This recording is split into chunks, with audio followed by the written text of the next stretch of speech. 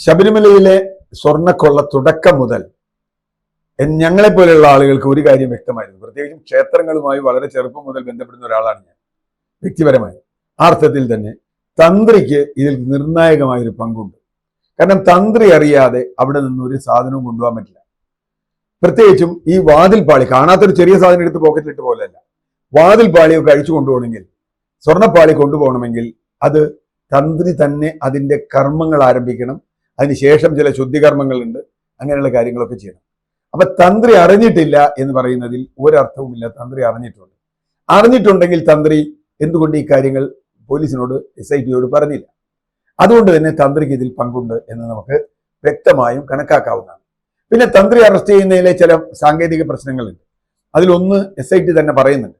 കാരണം തന്ത്രി അവിടുത്തെ ഉദ്യോഗസ്ഥനല്ല. തന്ത്രി ഉദ്യോഗസ്ഥനാണോ അല്ലയോ എന്നുള്ള തർക്കപ്പ് നടന്നുകൊണ്ടിരിക്കുക. അതുകൊണ്ട് അഴിമതി നിരോധന നിയമം അയാൾക്ക് ബാധകമാണോ എന്നുള്ള ചോദ്യമൊക്കെ ഉണ്ട്. എന്തായാലും അനുജ്ഞ എന്നാണല്ലോ ഇപ്പൊ എല്ലാവരും പറഞ്ഞ അനുമതി. ദേവന്റെ അനുമതി വാങ്ങുന്നത് തന്ത്രിയാണ്. തന്ത്രി പറഞ്ഞാലാണ് ദേവന്റെ അനുമതി ആവുക. കാരണം ദേവന്റെ പിതൃസ്ഥാനമാണ് തന്ത്രി എന്നാണ് വിശ്വാസം. എന്തായാലും തന്ത്രിക്ക് ഇതിൽ പങ്കുണ്ട് എന്ന കാര്യത്തിൽ ഒരു തർക്കവുമില്ല, ആദ്യം മുതലില്ല. പിന്നെ പോറ്റിയുടെ വിഷയത്തിൽ പോറ്റിയെ കയറ്റി എന്ന് പറഞ്ഞതിൽ പ്രത്യേകിച്ച്, കാരണം അവിടെ ഒരുപാട് പോറ്റിമാർ കയറിയിട്ടുണ്ട്. എല്ലാ വർഷവും എനിക്ക് നന്നായി അറിയാം, അവിടെ വരുന്ന മേൽശാന്തിമാർ അല്ലെങ്കിൽ അതുപോലെയുള്ള ആളുകൾ ഒക്കെ നൂറുകണക്കിന് ആളുകളെ തങ്ങളുടെ കൂട്ടാളികളെ അവിടെ കൊണ്ടുവരും. ഇതൊക്കെ പോറ്റിമാരോ നമ്പൂതിരിമാരോ ഒക്കെ പറ്റുള്ളൂ. കാരണം പുണൂലിട്ടവർക്കല്ലേ അവിടെ കയറാൻ പറ്റും. പുണൂലിടുന്നതുള്ളൂ, നമ്പൂരിയാണെന്ന് എനിക്കറിയില്ല. അപ്പോൾ ഈ തരം പോറ്റിമാരെ അവിടെ നിരന്തരം കയറ്റിക്കൊണ്ടിരുന്നുണ്ട്. പല കാലത്തും കയറിയിട്ടുണ്ട്. ഈ പോറ്റി മാത്രമല്ല, ഈ പോറ്റികളുടെ ഒരു അഡ്വാൻറ്റേജ്, ഈ പോറ്റിക്ക് പല ഭാഷകൾ അറിയാം എന്നുള്ളതും, ഈ പോറ്റിക്ക് പല ലിങ്കുകൾ ഉണ്ട് എന്നുള്ളതും, കേരളത്തിന് പുറത്തേക്ക് അയാൾക്ക് വഴികളുണ്ട് എന്നുള്ളതും ഒക്കെയാണ്. ഇനി പോറ്റി വന്നത് ആരുടെ കാലത്താവട്ടെ, UDF-ന്റെ കാലത്താവട്ടെ, LDF-ന്റെ കാലത്താവട്ടെ, ആരുടെ കാലത്താവട്ടെ, പ്രശ്നം അതല്ല. ഒരു നിർണായക ചോദ്യം ഇതിലുണ്ട്. തന്ത്രി മറുപടി പറയേണ്ട ഒരു ചോദ്യമുണ്ട്. അതിപ്പോ കണ്ടെത്തിയിട്ടുണ്ടെന്നാണ് ഞാൻ കണക്കാക്കുന്നത്. പോറ്റി എന്നാണ് ഇതിന്റെ സ്പോൺസർ ആയത് എന്നതാണ് ചോദ്യം. പോറ്റി അവിടെ കിടക്കുന്ന നൂറുകണക്കിന് പോറ്റിമാരിൽ ആയിരുന്നു അതിനു മുമ്പ്. പക്ഷെ പോറ്റിയെ സ്പോൺസർ ആക്കിയത് ആരാണ്? അതെന്തായാലും തന്ത്രിക്ക് ചെയ്യാൻ പറ്റില്ല. തന്ത്രിക്ക് റെക്കമെൻഡ് ചെയ്യാം, പത്മകുമാറിനോടോ അല്ലെങ്കിൽ വേറെ വാസുവിനോടോ, ഇയാളെ ഒന്ന് കൊടുത്തേക്ക്, ഇയാൾ നമ്മുടെ ആളാണ് എന്ന് പറഞ്ഞിട്ടുണ്ടാവും. അപ്പോൾ ഇയാൾ സ്പോൺസർ ആക്കിയതാണ്. ആ സ്പോൺസർഷിപ്പാണല്ലോ ഈ പ്രശ്നം മുഴുവൻ ഉണ്ടാക്കിയത്. കൊണ്ടുപോകാൻ അയാൾക്ക് അനുമതി കിട്ടിയത് പേറ്റോട് 2025 പോലും അയാൾ കൊണ്ടുപോകാൻ കഴിഞ്ഞ എന്തുകൊണ്ടാ? സ്പോൺസർഷിപ്പ് അയാൾക്കുള്ളതുകൊണ്ടാ. 40 വർഷത്തെ വാറണ്ടി ഉണ്ടെന്ന് എന്തൊക്കെയോ പറയുന്നത്. അപ്പൊ ആരാണ് പോറ്റിയെ സ്പോൺസർ ആക്കിയത് എന്ന നിർണായകമായ ചോദ്യത്തിനാണ് നമുക്ക് ഇപ്പൊ മറുപടി കിട്ടേണ്ടത്. അത് കിട്ടിയാൽ പോറ്റിയെ സ്പോൺസർ ആക്കാൻ പറഞ്ഞത് ആരാണ് എന്ന് വരും. അതിനിപ്പോ ആരാന്നറിയില്ല, സോണിയാഗാന്ധിയാണോ, KC വേണുഗോപാലാണോ, അടൂർ പ്രകാശാണോ, പത്മകുമാറാണോ, കടകംപള്ളിയാണോ എന്നുള്ളൊരു ചോദ്യമുണ്ട്. അപ്പോൾ ആ ചോദ്യത്തിന്റെ ഉത്തരം കിട്ടുന്നതോടുകൂടി ഈ കേസിന് മറ്റൊരു വഴിക്ക് വരും. ഇനി BJP ഇതുവരെ ശബരിമല അയ്യപ്പന്റെ സ്വർണം കട്ടതിനെതിരെ സമരം ചെയ്ത ആളുകൾ ഒരു സുപ്രഭാതത്തിൽ തന്ത്രിയെ രക്ഷിക്കാൻ വേണ്ടി രംഗത്തിറങ്ങിയത് വളരെ വിചിത്രമായ ഒരു കാര്യമാണ്. അവരെന്തിനാ തന്ത്രിയെ രക്ഷിക്കാൻ വേണ്ടി ഇറങ്ങണേ? അവരാണോ SIT? അവരാണോ അന്വേഷിക്കണേ? ഈ പോറ്റിയെ പിടിച്ചതുകൊണ്ട് വേറെ ആരെയും പിടിക്കില്ല എന്ന് പറയാൻ പറ്റുമോ? ഞാനങ്ങനെ കണക്കാക്കുന്നില്ല.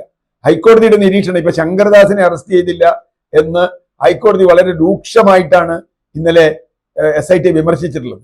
എന്ന് പറഞ്ഞാൽ ഹൈക്കോടതി സൂക്ഷ്മമായി നോക്കിക്കൊണ്ടിരിക്കുകയാണ്. അങ്ങനെ വരുമ്പോൾ തന്ത്രി മൊഴികൾ കൊടുക്കേണ്ടി വരും. തന്ത്രി കൊടുക്കുന്ന മൊഴി കടകംപള്ളി അതിൽ പെട്ടിട്ടുണ്ടെങ്കിൽ കടകംപള്ളി അറസ്റ്റ് ചെയ്യേണ്ടി വരും. വേറെ സംശയമൊന്നുമില്ല. കടകംപള്ളി അല്ലെങ്കിൽ വേറെ ആരെങ്കിലും ഇത് കടകംപള്ളി അറിഞ്ഞിരുന്നു എന്ന് പത്മകുമാർ മൊഴി കൊടുത്തിട്ടുണ്ടെന്നാണ് നമ്മൾ മനസ്സിലാക്കുന്നത്. ഇപ്പൊ ദൈവതുല്യൻ എന്ന് പത്മകുമാർ പറഞ്ഞത് തന്ത്രിയാണോ അതോ പാർട്ടിയിലെ ദൈവതുല്യനാണോ എന്നറിയില്ല. അതിപ്പോഴും തീരുമാനമായിട്ടില്ല. ഏതായാലും ഇന്നത്തെ നിലയ്ക്ക് അന്വേഷണം പോയാൽ ഒരു കാരണവശാലും പോറ്റിയിൽ ഇത് അവസാനിക്കില്ല. ഒരു പക്ഷേ ചില സമ്മർദ്ദങ്ങളുണ്ട്. ഇപ്പൊ NSS പോലെയുള്ള സംഘടനകൾ തന്ത്രിയെ പ്രതിയാക്കുന്നതിൽ എതിർപ്പാണ് അവർക്കുള്ളത്. കാരണം അവരൊക്കെ ബ്രാഹ്മണ്യത്തിന്റെ ആളുകളാണ്. ബ്രാഹ്മണൻ എന്ന് പറഞ്ഞാൽ എന്തോ വലിയ ആളാണെന്നാണ് അവർ ധരിച്ചേക്കുന്നത്. ഈ ബ്രാഹ്മണ്യമാണ് ഇവിടെ ഈ കൊള്ള നടത്തുന്നതിന് മുഴുവൻ കൂട്ടുനിന്നെന്ന് വിശ്വസിക്കുന്ന ഒരാളാണ് ഞാൻ. ആ തലവന്മാരാണ് ഈ കൂട്ടുനിന്നത്. ഈ പോറ്റിയും ഈ തന്ത്രിയും അതിന് കൂടെയുള്ള പോറ്റിമാരും ഒക്കെയാണ്. അവരുടെ സഹായം കൊണ്ടാണ് ഇത് നടന്നിട്ടുള്ളത്. പക്ഷേ അതിന്റെ ലാഭം എത്ര അവർക്ക് കിട്ടി, എത്ര സഖാക്കൾക്ക് കിട്ടി, അല്ലെങ്കിൽ ഭരണക്കാർക്ക് കിട്ടി എന്നുള്ളത് മാത്രമാണ് ഇനി അറിയേണ്ടത്. ഇന്ന് ഒരു കേസ് കൂടി ഹൈക്കോടതി പറഞ്ഞിട്ടുണ്ട്. അവിടെ 13,000 ടിൻ നെയ്യ്, ആടിയ നെയ്യ് കാണാനില്ല. നെയ്യ് ആടിയിട്ടുണ്ട്, കൗണ്ടറിൽ വന്നിട്ടുണ്ട്, പക്ഷെ പൈസ എത്തിയിട്ടില്ല. അപ്പോ ഇന്ന് വിജിലൻസിനോട് നിർബന്ധമായും സ്വതന്ത്രമായ അന്വേഷണം നടത്താനാണ് ഹൈക്കോടതി ആവശ്യപ്പെട്ടിട്ടുള്ളത്. ഇനി നെയ്യിന്റെ വഴി പോയാൽ ആരൊക്കെ വഴിക്ക് വീഴുമെന്ന് പറയാൻ പറ്റില്ല. അവിടെയും പ്രശ്നമുണ്ട്. അപ്പൊ ചുരുക്കത്തിൽ ശബരിമലയിൽ വലിയൊരു കൊള്ള നടന്നിട്ടുണ്ട്. ആ കൊള്ളയിൽ ഒരു ചെറിയ ഉദ്യോഗസ്ഥനോ അല്ലെങ്കിൽ ദേവസ്വം ബോർഡോ മാത്രമല്ല, അതിനപ്പുറത്തും ഇപ്പുറത്തുമുള്ള ആളുകൾ, അത് ആത്മീയ നേതൃത്വം നൽകുന്ന തന്ത്രിയായാലും രാഷ്ട്രീയ നേതൃത്വം നൽകുന്ന മന്ത്രിയായാലും അതിന്ന് അത്ര എളുപ്പം രക്ഷപ്പെടാൻ പറ്റില്ല.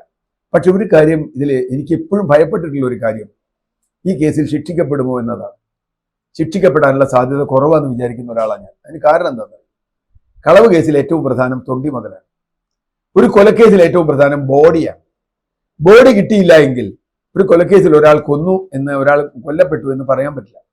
അപ്പൊ കൊലക്കേസിൽ പ്രതിയില്ല. അതുകൊണ്ടാണ് ഇപ്പൊ പലപ്പോഴും ബോഡിയൊക്കെ ആസിഡിലൊക്കെ ലയിപ്പിച്ച് ആളുകൾ കളയുന്നത്. അപ്പൊ കൊലക്കേസ് ശിക്ഷിക്കപ്പെടില്ല. ഇവിടെയും തൊണ്ടി കിട്ടില്ല. കാരണം എന്താ? ഈ തൊണ്ടി ഈ വിഗ്രഹത്തിന്റെ അല്ലെങ്കിൽ വാളിയുടെ അല്ലെങ്കിൽ ദ്വാരപാലകൻ ശില്പത്തിന്റെ ഒക്കെ ഭാഗങ്ങളാണ്. ഈ ഭാഗങ്ങളൊക്കെ മുറിച്ച് എവിടെയോ പോയിട്ടുണ്ടോ? അത് എവിടെ പോയി നമുക്കറിയില്ല. അങ്ങനെ പോയിട്ടുണ്ടെങ്കിൽ അത് എവിടെ നിന്ന് കിട്ടാനാണ്? ചിലപ്പോൾ ഇന്ത്യക്ക് പുറത്തു പോയിട്ടുണ്ടാവും. അങ്ങനെ വരുമ്പോൾ അത് ഒരു കാരണവശാലും കണ്ടുകിട്ടാൻ സാധ്യതയില്ല. തൊണ്ടി കിട്ടിയില്ലെങ്കിൽ ഈ കേസിൽ എങ്ങനെ പ്രതികളെ ശിക്ഷിക്കുമെന്ന വളരെ നിർണായകമായ ഒരു ചോദ്യമുണ്ട്. എനിക്ക് തോന്നുന്നു CPM ധൈര്യം അതാണ്, തൊണ്ടി കിട്ടില്ല എന്നുള്ളത്. അതുകൊണ്ടാണ് പത്മകുമാറിനെ പുറത്താക്കാത്തതെന്നാണ് ഞാൻ കരുതുന്നത്. പത്മകുമാറിനെ പുറത്താക്കിയാൽ പത്മകുമാർ വേറെ വല്ല പേരും പറയുമോ എന്ന പേടിയുണ്ടോ എന്നും അറിയില്ല. ഏതായാലും ഒരു കുഴഞ്ഞു പറഞ്ഞ കേസായി ശബരിമല മാറിക്കൊണ്ടിരിക്കുന്നു, പ്രത്യേകിച്ചും തന്ത്രിയുടെ അറസ്റ്റോടെ.